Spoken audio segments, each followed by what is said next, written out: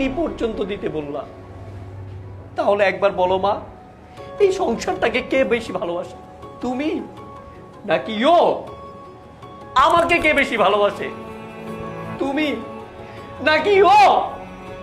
এ বুঝি আমার অর্ধাঙ্গিনী, আমার সহধর্মিনী, আমার বিবাহিতা স্ত্রী, সে আমার মৃত্যু কামনা করে চলে যায়। বৌমা, তুমি এটা কি করলা? আরে সংসারে স্বামী ছাড়া কি কিছু আছে? স্বামী ব্যতীত কিছুই নাই। যেখানে তুমি শুনলা যে তোমার স্বামী অ্যাক্সিডেন্ট করছে, আর তুমি তোমার সব গয়নাগাটি নিয়ে বাড়ি থেকে চলে যাচ্ছিলা, আমাকে কিছু বললাও না। আমি তো তড়িঘড়ি করে আসছি তোমাকে জানানোর জন্য যে রনির এই অবস্থা। আরে এসে দেখি আমার তো মাথায় খুলেতেছে না। তুমি কি চিন্তা করে এটা করলা? মারে, স্বামী যে কি জিনিস এটা তুমি এখনো বুঝো নাই। স্বামী যখন না থাকে তখন বোঝা যায় স্বামী কি জিনিস। আরে পৃথিবীটা কত কঠিন। মা, আমার ভুল হয়ে গেছে, আমি বুঝতে পারি না। মা, আপনার ছেলেরা বলেন না আমাকে ক্ষমা করে দিত। মা, আমি বুঝতে পারি না, প্লিজ। না মা, তুমি এই মেয়ের ক্ষমা করলো, আমি ক্ষমা করব না।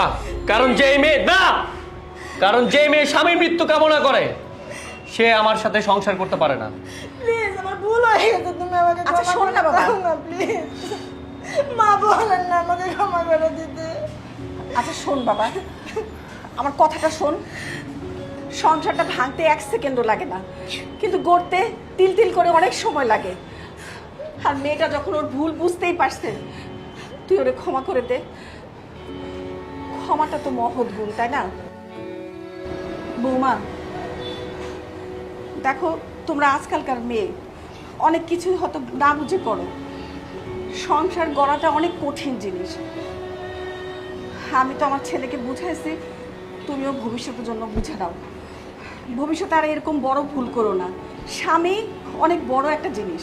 মাথার উপরে যখন ছাদ না থাকে তখন কিন্তু আত্মীয় স্বজন কেউ জিজ্ঞেস করে না।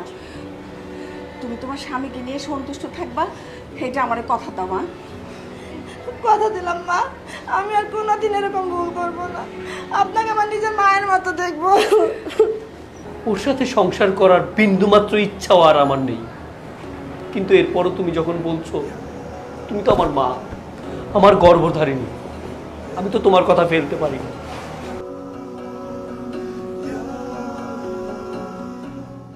আমাদের ভিডিওটি ভালো লাগলে পেজটিকে ফলো করুন, বেশি বেশি লাইক, শেয়ার এবং কমেন্ট করুন।